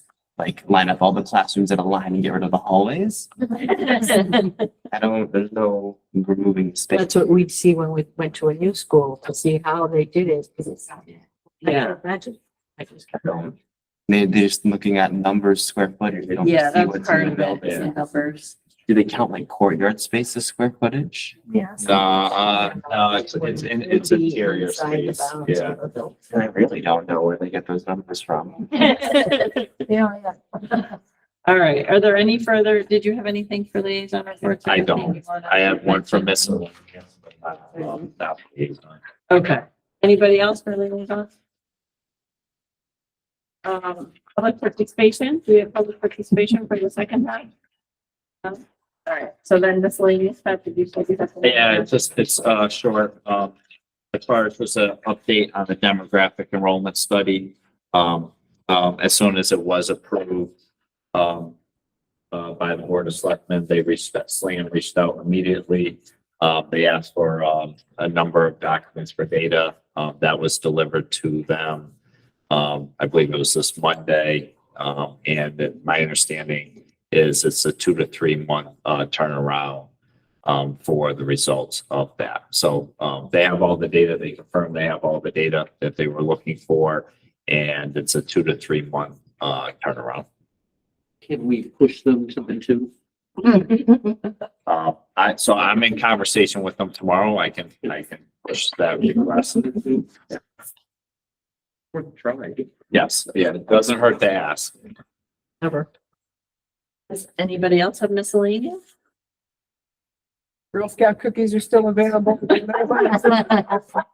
I was gonna say, I was able to attend the Snoopy performance at the high school one night, and I thought it was a really good job. They did a good job with slightly dated material, but I thought the kids did really well, and there were some great songs and some great performances, and it was a fun night. And I think they said they had a pretty good turnout. I think Alice, I was there Friday. My Friday. understanding is the turnout on Friday and Saturday was, pretty much, the same. There wasn't a lot. I think she said, yeah, that there might have been slightly more on Friday night, just for quote opening night. I think Yep. they thought around 150 and maybe around a little over 100 on Saturday night. But again, there were UConn games. So that may have slightly impacted, attendance. I don't know if that's true or not. I but mean, thought- Friday was pretty well attended. Yeah. Like it was, I mean, PTO bingo too, though. oh, yeah. Oh, yeah, PTO bingo. That's too Friday night, bad. it was not crowded. It was not nearly as crowded as usual, I think because of the UConn game. And there. Like Evelyn wanted more stuff than she could possibly use. I do just have a quick thing, obviously with budget, it's not even something that'll be processed, but there has just been some talk with people upset that they're saying that they didn't know about the Suffield BOEG, saying they did not get letters and they didn't receive correspondence about the transportation not being provided going forward. So just so you guys are aware, I don't know what other letter or email needs to be sent. So someone reached out, so I can tell you, we drafted a letter, actually ironically today, Oh. to go out to remind them of the fact. I can tell you correspondence that has gone out every year, and we're sending out reminder correspondence that will go out in the next day or two. I've heard it from a few different families, so I think it's this way to be related. As a thought for miscellaneous, because we were talking about the clashes in timings for various activities that were happening all on the same night. I'd like to just throw out there the possibility of having a district-wide activities calendar. That way, when people are planning their fundraisers, we're not stealing people from each other. Because, I mean, I know that PTO and Booster could use some guidance because they try to set stuff up to support the kids and then, well, they end up poaching from each other too, but that's another story. But if we had what's going on in each of the schools, I don't even know, I mean, there's been district, like townwide, that's too big, it's too much. But the coordination of that would be a full-time person at least. But at least But if we could just get the school district where we had in one place a calendar that says, because I mean, that would be helpful for me as a parent of, well, for the last time, kids in all three schools. Because you don't know what's going on. It's just, it's swimming. And if there was a place to go that had it all just listed, it would be glorious. We talked about that on the website once, but I don't know. That'd be something good to put on the website. Yeah, I think calendars are tough. Talking about the use of the website Yeah, earlier. exactly. That would be public too, or maybe a different color for each school. Yeah. There are still. Yeah, I thought it was. It's not, each school is Each individual. school has their own calendar. But I thought through Google, you could You link can. them all together. You So can. like, so you could actually, like, if you link them, it'll be one calendar, but you can do it from our website. You can add them to your Google Calendar and then display them all at the same time, and they will be in different colors. Well, If I you would, wanted I would everything. ask then, is it possible for us as a provider of a service to parents who would have to know how to do that? Just like put it right on the Just do it website. for them. Like on a link. Just do it for me so that I go out there and. Just send me information. to the parent. No, but it's good to have. I think you have to do it manually yourself in order to do it, but maybe we get, I'm sure there's a video that we could put in there or something. Show people how. Yeah, we'll look Yeah. into it. All right, and then we have yes, we have correspondence of a donation of a drum set. So thank you to Craig Drake for the drum set. Like not, but seeing the various parts, you've got to put it together. We gotta make room for it in the band room. We've got to practice when we want to put it in, so. All right, and then do we have need for an executive session? We do, it should be about less than 5 minutes. All right, so if we could do a quick executive session, I would entertain a Thank you, Val. It'll take me 30 seconds to share. It depends on how many I questions. have no questions. No. All right, no, I'm sorry. I second. All right, Heather made the motion and Fran seconded it to go into executive session for 9:04. Yep. And we'll give people